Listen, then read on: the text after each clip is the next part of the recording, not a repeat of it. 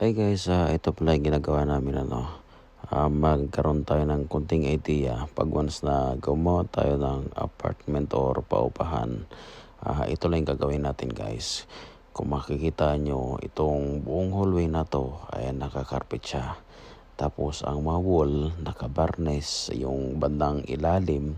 Tapos sa mga pintuan niya, nakabarnes din yan siya guys. Tapos pagkapasok mo sa kwarto, ang lahat ng kwarto ay para-parehas ang design.